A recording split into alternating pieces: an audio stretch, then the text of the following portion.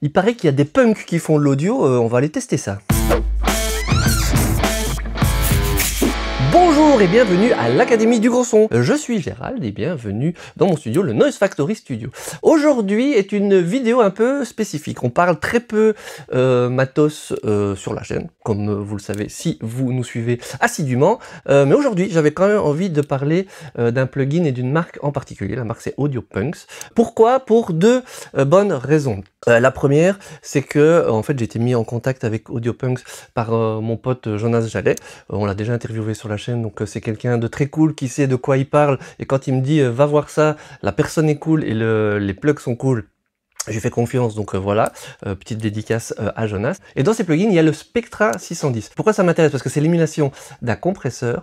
Donc j'ai découvert la marque il y a 4 ans, qui est en fait une marque historiquement qui a fait énormément de bruit. C'est marrant ça pour une marque d'audio, qui a marqué l'histoire de la musique aux États-Unis depuis les années 60. Et j'avais entendu il y a quelques années, j'ai découvert un podcast sur la marque, l'évolution de la marque, et sur une façon très intéressante qu'ils avaient d'approcher le son et en tout cas le respect de l'audio. Je vais vous en parler un petit peu plus dans cette vidéo. Alors évidemment c'est une vidéo de matos, mais je pense que ça vaut quand même la peine de regarder jusqu'au bout. Je sais qu'on vit à une époque où on a envie de trouver des plugins magiques où tout change tout de suite. Et tout d'un coup on appuie sur un bouton et par miracle tout d'un coup le son est incroyable. Ça n'existe pas. Donc, mais par contre ici ce plugin est vraiment très intéressant. Je pense que ça va devenir un de mes futurs nouveaux compresseurs que je vais utiliser dans toutes mes sessions. En tout cas c'est comme ça que je le sens. Et je pense que ça vaut vraiment la peine de regarder jusqu'au bout pour découvrir la marque d'une part. Et ensuite parce que ce plugin peut peut-être changer vraiment la qualité de votre son. Dans tous ces petits détails qui font la différence. Avant de commencer, si vous êtes nouveau sur la chaîne, un petit like. Ça marche aussi pour ceux qui sont déjà depuis longtemps sur la chaîne, le like, ça nous aide. Pareil, l'abonnement, c'est cool, apparemment encore 50% des gens qui regardent nos vidéos ne sont pas abonnés. Il n'y a pas de souci, je vous oblige pas, mais si vous trouvez que ce qu'on fait est cool, ça nous aide et ça nous fait ressortir un petit peu sur YouTube et en général ça nous permet de rencontrer d'autres gens justement comme AudioPunks ici et de faire des interviews sur autre chose. Donc ça c'est super cool, mais le truc qui est vraiment cool, c'est d'aller sur notre site l'academiegrosson.com/bonus. Là, si c'est pas encore fait, vous rentrez votre petit email et vous recevez des cadeaux d'inscription et une liste de plugins gratuits qu'on peut trouver sur le net chez différents fabricants, un peu entre autres des compresseurs comme ce dont on va parler aujourd'hui. Alors, donc j'ai dit que j'avais voulu faire cette vidéo, déjà la première raison, parce qu'en fait AudioPunks, c'est une marque française, et ça je trouve que déjà c'est assez rare que pour le souligner. Mais en plus, j'ai été épaté de la qualité de comment se présentait déjà le site, comment se présentaient les plugins et la qualité sonore des plugins. Et comme on est quand même dans une communauté francophone, nous on est ici pour aider la communauté francophone, c'est le but et de la création de l'Académie du Gros Son, c'est logique de mettre en évidence des marques comme AudioPunks qui sont françaises. Donc ça c'est la première chose.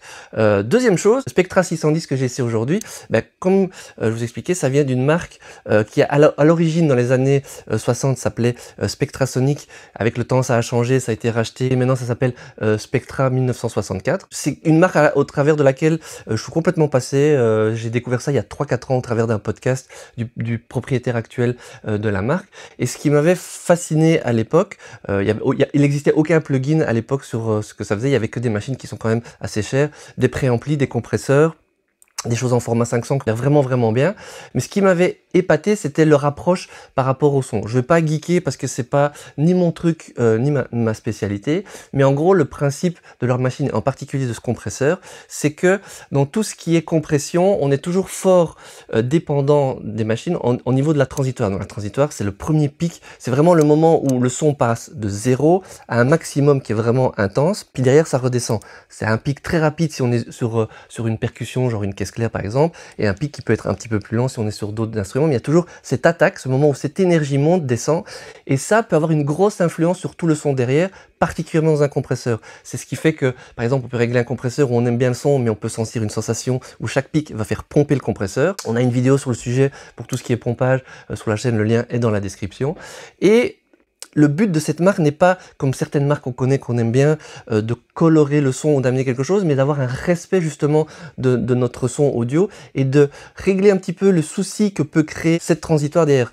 À l'époque, quand on n'était plus sur les machines hardware, enfin les machines qu'ils ont toujours actuellement, Ça demande aux machines d'avoir une énergie énorme d'un coup, et le temps que l'ensemble de l'électronique revienne à la normale, je vais dire, c'est un peu ma façon d'imager les choses, ce petit début peut créer tout un effet perturbant, entre guillemets, enfin peut altérer la qualité de ce qu'on pourrait faire derrière si on n'avait pas un pic aussi violent. Et donc ce qu'ils ont fait à l'époque dans le Spectrasonic, le 610, c'est que dans cette machine, il y a deux parties. Il y a une partie limiteur et une partie compresseur. Alors pas comme sur un appareil classique où on pourrait régler d'une part l'aspect limiteur et d'autre part l'aspect compresseur. C'est les deux fonctionnent en interaction. La machine peut avoir une position sur laquelle ce n'est que du limiteur et donc elle va gérer juste ces transitoires pour que derrière le son puisse rentrer dans un autre compresseur, par exemple, dans un préampli, parce qu'on peut toujours utiliser ces machines dans le monde hardware pour juste gérer le pic pour que notre préampli fonctionne correctement. C'est un peu spécial parce qu'en fait cette machine a beaucoup de gains, elle peut presque fonctionner elle-même comme un préampli, et donc gérer le son, le respecter, l'avoir quelque chose de clair et de précis. Et au fur et à mesure, on peut introduire dedans, je vais dire ça comme ça, un peu le niveau le compresseur qui est intégré dans la machine, jusqu'à aller à quelque chose qui ne fait que de la compression. Bon, là j'ai pris un petit peu de temps parce que je pense que ça vaut la peine pour comprendre vraiment comment fonctionne cette machine. Mais en gros, il gère dans un premier temps la transitoire au début pour avoir quelque chose de plus utilisable facilement. Et donc, on ne va plus que se concentrer sur le corps, la rondeur du son et quelque chose de transparent et de précis sans avoir cet effet de pompage. Donc, on va pouvoir compresser quelque part un petit peu plus fort et ça va rester beaucoup plus naturel. C'est le but de compresseur. Alors, dans la réalité, est-ce qu'on y arrive? Est-ce que ce plugin retransmet ça? On va le voir. J'ai jamais utilisé ni les Spectrasonic, les 610 d'époque, ni la version 610 que refait Spectra 1964, donc je peux pas comparer. Par contre, on va voir un petit peu comment ça fonctionne ensemble. Alors, ici, pour illustrer mon propos, je trouvais ça cool de commencer d'abord sur quelque chose de percussif. Ici, j'ai une batterie qui date... les anciens, les vétérans de l'Académie du Gros Son reconnaîtront ce groove de batterie d'un morceau qui date d'il y a longtemps. Mais rien que la batterie en elle-même, qui a été prise avec 4 micros, sonne comme ceci.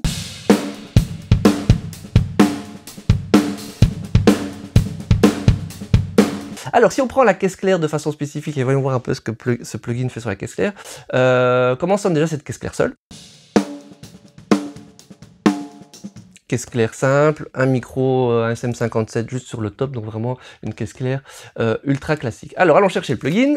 Alors déjà, ce qui m'a épaté quand j'ai ouvert la première fois le plugin, c'est à quel point je trouve le plugin est beau. Alors, ça pourrait paraître débile, mais même, je veux dire, la fluidité quand on bouge les boutons, je trouve que c'est important. Ça montre à quel point il y a un souci du détail, comment on veut bien faire les choses et comment tout a été pensé. Je trouve que ça, quelque part, on pourrait dire oui, c'est juste que le visuel, mais malgré tout, voilà, on sent le souci du détail, et j'ai retrouvé ce souci du détail dans tout, même y compris dans la façon dont le son est traité dans les plugins de chez AudioPunks. Alors, comment fonctionne ce plugin? C'est un compresseur relativement classique. Il y a deux formules, donc équivalent à Spectra 1964, donc c'est le modèle C610, donc c'est une version officielle avec la marque, et la version vintage, c'est la recréation de celui de l'époque où ça s'appelait encore Spectra Sonic, le modèle 610.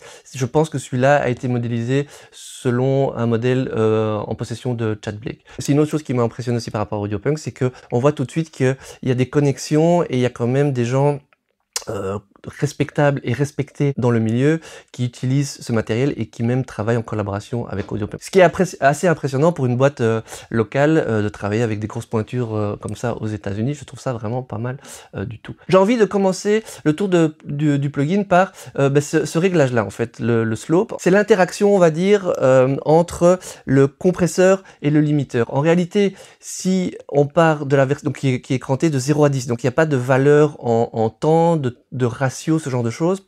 C'est vraiment comment va fonctionner l'aspect limiteur et l'aspect compression et comment les deux vont se mélanger. Donc de nouveau, c'est pas un limiteur et un compresseur, c'est vraiment un mélange des deux. Comme c'est expliqué un peu dans le mode d'emploi, si on se met sur la position 10 et le release 10, donc qui est le plus lent, en réalité, là on est dans une version où ça ne compresse pas du tout et donc c'est juste le côté limiteur qui fonctionne. C'est par exemple là qu'on peut gérer juste des transitoires. On pourrait utiliser ça par exemple si on veut avoir la couleur par exemple d'un autre compresseur qui serait plus coloré, mais on voudrait quand même gérer ces problèmes de transitoire que l'autre compresseur fait pas, c'est comme ça qu'on pourrait le faire.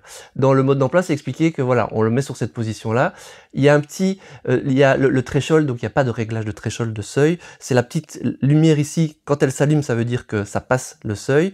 Et on règle ça avec le niveau d'entrée. Donc plus on va monter, et plus on va rentrer dans le limiteur dans ce cas-ci, et plus on va voir la lampe qui va s'allumer longtemps. Si elle clignote un tout petit peu, c'est qu'elle s'occupe juste des pics, limite même de choses que l'oreille n'a pas l'occasion de percevoir, mais qui fait une différence dans ce qui se passe dans le signal et comment il est traité après. Et plus on va monter, et plus ça va, la lumière va rester allumée longtemps, et donc ça veut dire plus là, elle va limiter un bon bout de temps.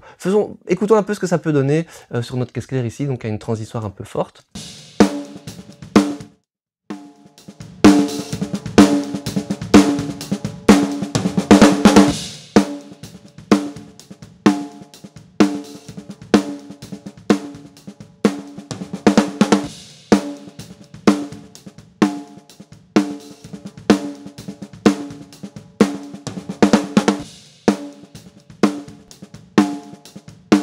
Ce qui est intéressant, je trouve, déjà, en faisant ça, donc j'ai essayé de régler pour que le niveau de sortie ne soit pas influencé par la différence de volume, évidemment. Ce qui est intéressant, c'est que, de ce que moi j'entends, c'est que le son, fondamentalement, de la caisse claire ne change pas. Je n'ai pas l'impression que son son est modifié. Par contre, on sent que ça fait déjà remonter tout ce qui est un petit peu derrière, tout ce qui est un petit peu, je dirais, la fondation de la note de la caisse claire, et qu'elle commence déjà à récupérer du corps, une forme de rondeur et de consistance, alors que là, j'ai même pas compressé en fait. Là, l'aiguille est mise sur l'aiguille montre le taux de réduction. Là, il y a 0 réduction du compresseur.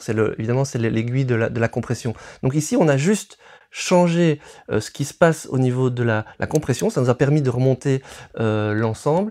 Et on a la même caisse claire. Et directement, elle a pris...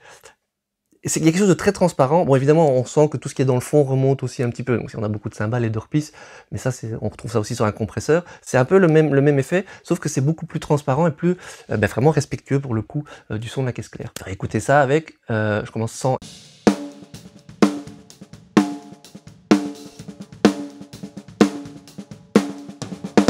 Et déjà, cette caisse claire, il y a quelque chose d'un peu plus percutant, dynamique, intéressant dedans. Elle a un petit peu plus de corps, je trouve. Alors maintenant, allons-y gaiement. On va commencer à diminuer ce bouton-là pour commencer à rentrer dans un niveau de compression qui va monter de plus en plus. C'est un peu contre-intuitif. C'était comme ça qu'était l'appareil à l'époque. C'est un petit peu compliqué pour vous de comprendre l'importance, enfin tous ces paramètres-là. On a une vidéo débutante sur la compression et une autre vidéo un peu plus poussée sur comment entendre la compression et à quel point le bouton release, justement, l'attaque et le release, mais dans ce cas-ci, il n'y a que le release, permet de changer le mouvement. Mais donc, c'est avec ces deux boutons-là maintenant qu'on va pouvoir rentrer la compression et voir ce qu'on peut faire d'intéressant suite à ce signal qui a déjà été prélimité.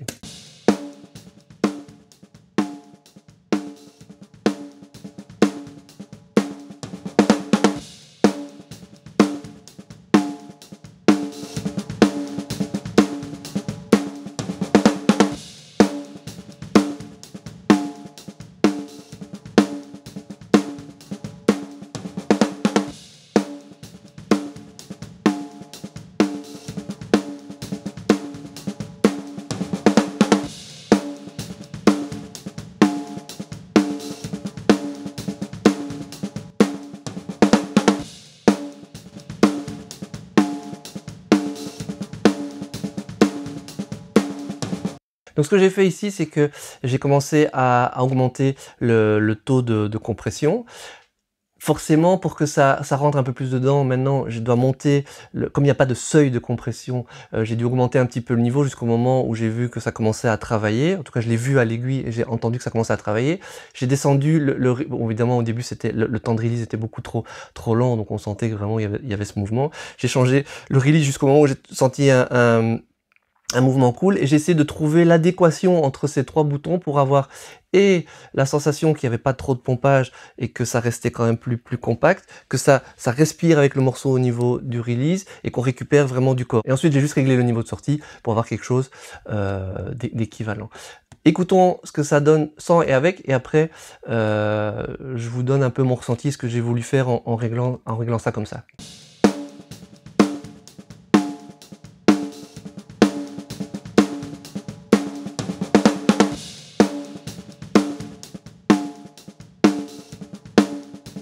Alors ce que j'adore vraiment ici, c'est que j'ai l'impression d'avoir exactement la même caisse claire, mais une version augmentée. C'est-à-dire qu'il y a une note, il y a un tout dans cette caisse claire, un corps qui tout d'un coup remonte, et je n'ai pas dû faire de compromis par rapport à l'attaque. J'ai l'impression que l'attaque est toujours similaire, c'est juste la note qui est remontée, et surtout quand on a un batteur ici qui joue avec beaucoup de ghost notes et de subtilité, toutes ces subtilités remontent, et au lieu d'avoir quelque chose qui fait pou, là j'ai un truc qui fait pou, et j'entends tous les tic tic tic tic tic, avec c'est beaucoup plus défini et plus précis. Évidemment, on récupère un peu de charlet.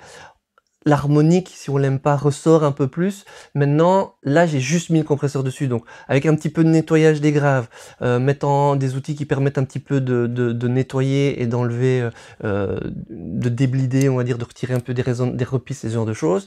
Il n'y a plus de compromis entre l'attaque, le fait de pomper. Et ce qui m'impressionne aussi, c'est de voir à quel point l'aiguille, quelque part, j'ai l'impression d'avoir fait gonfler vraiment très fort le son, et quelque part le niveau de compression, le nombre de dB en compression est pas aussi élevé que ce que je dois faire sur d'autres compressions pour pouvoir gérer en plus du corps du son l'attaque. Si on regarde à nouveau,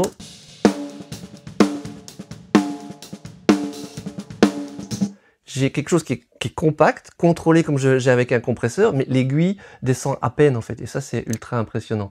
Donc ça c'est vraiment le principe de ce compresseur. Si on finit un petit peu vite fait, bien fait le tour pour voir un peu dire ce qu'il y a dessus, moi je trouve que c'est ça le plus important, c'est vraiment le niveau d'entrée, cette façon d'interagir entre le limiteur et le compresseur, ça c'est vraiment, je trouve, super intéressant. Release, ici c'est juste un bouton qui permet de, soit on est, c'est quand on travaille en stéréo en fait, d'isoler la gauche par rapport à la droite si on veut, soit le compresseur travaille sur la somme des deux côtés, ou alors travaille différemment sur la gauche et la droite.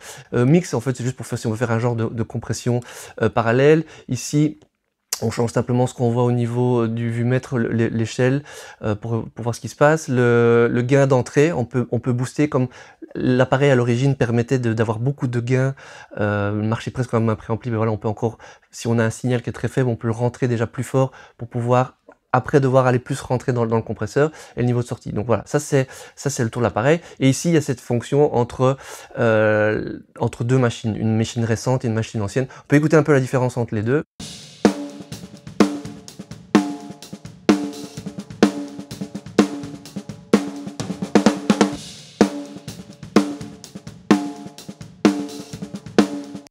Mon ressenti ici, c'est plus là on est un peu sur une différence de couleur. La version vintage a un côté un petit peu plus rond, un tout petit peu feutré, peut-être encore un tout petit peu plus de bas médium comme ça. Là c'est vraiment une question de goût. Par contre, ce qui est très chouette, c'est que malgré qu'on passe d'une machine à l'autre, on a l'impression que tout a été bien calibré pour fonctionner de la même façon.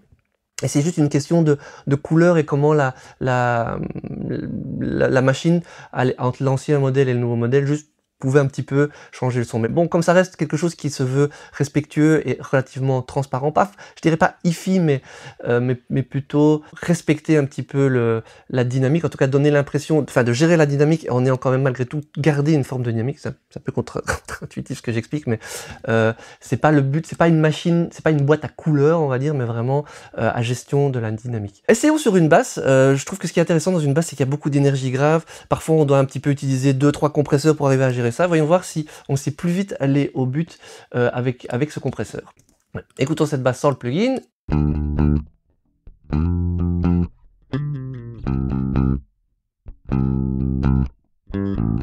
Ce qui est intéressant, c'est que ici c'est une basse jouée à l'onglet, donc il y a un peu ce petit attaque tic-tic, donc justement ça peut être très cool d'utiliser ce genre de compresseur. Partons sur la version, j'ai bien aimé, tiens, de faire ça partir sur le côté un peu limiting, régler un peu le limiting et puis après rentrer dans l'aspect compression.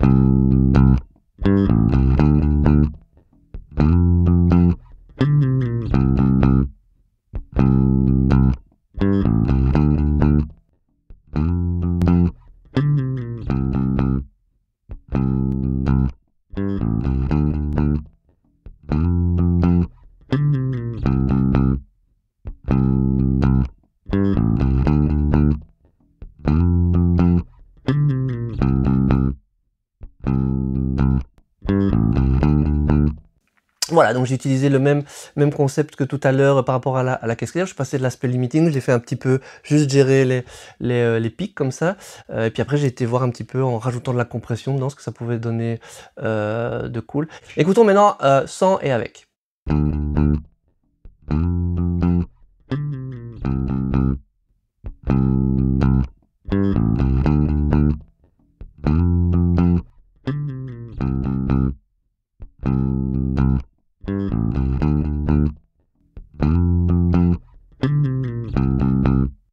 Directement, moi, le truc que j'aime bien dans ce plugin, c'est souvent le souci avec la basse, c'est d'avoir cette note fondamentale qui reste un peu présente et constante. C'est ce qu'on aime dans une basse, c'est qu'elle vient amener le fondement, et sur des basses électriques jouées, parfois il y a des notes où les graves, enfin l'aspect fondamental de la note, parfois part, revient, sonne pas toujours consistant. Ça peut être à cause du jeu du bassiste ou de la bassiste, ça peut être parce que la basse, parfois, d'une corde à l'autre, on perd, on a des creux. Ici, en utilisant ce compresseur, je suis épaté à quel point j'ai gardé l'aspect onglet, l'attaque, le côté pang pang pang est toujours là, et malgré tout, de façon très transparente, je trouve, la fondamentale, la note, est revenue se repositionner juste derrière cette attaque et est constante en fonction des notes. Récoutons maintenant en ayant ça un petit peu en tête.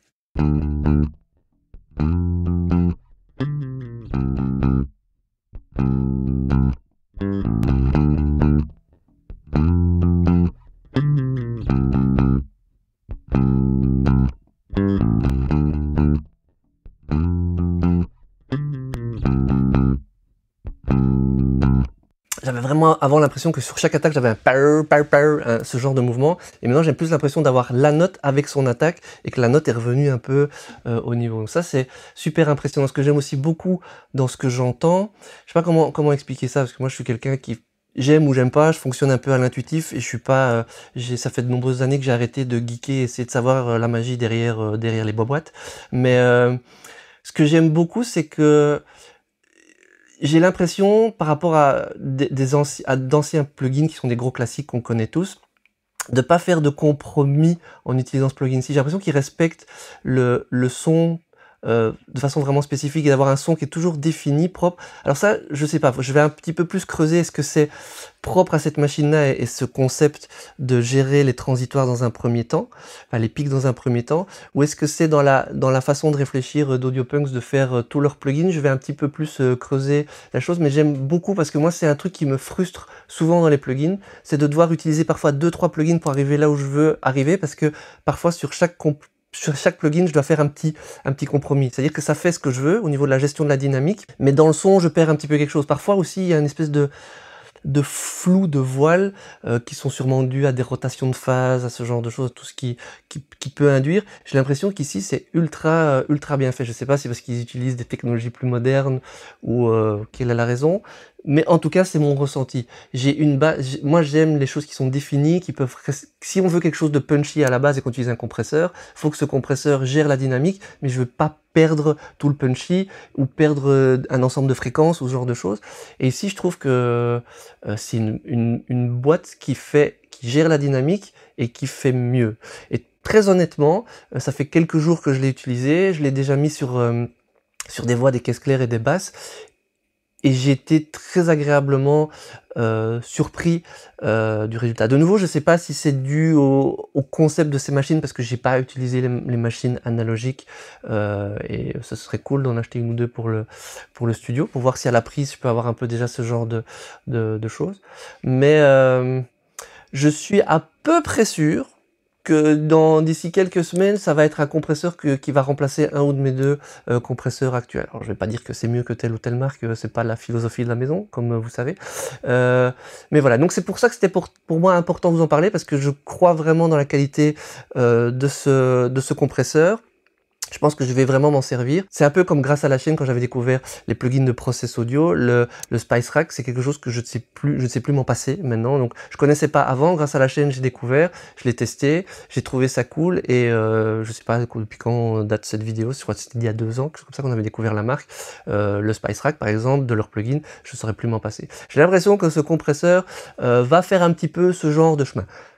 C'est pas sûr, on verra. À la limite, si ça vous intéresse, que vous voyez la vidéo dans 6 mois, posez-moi la question.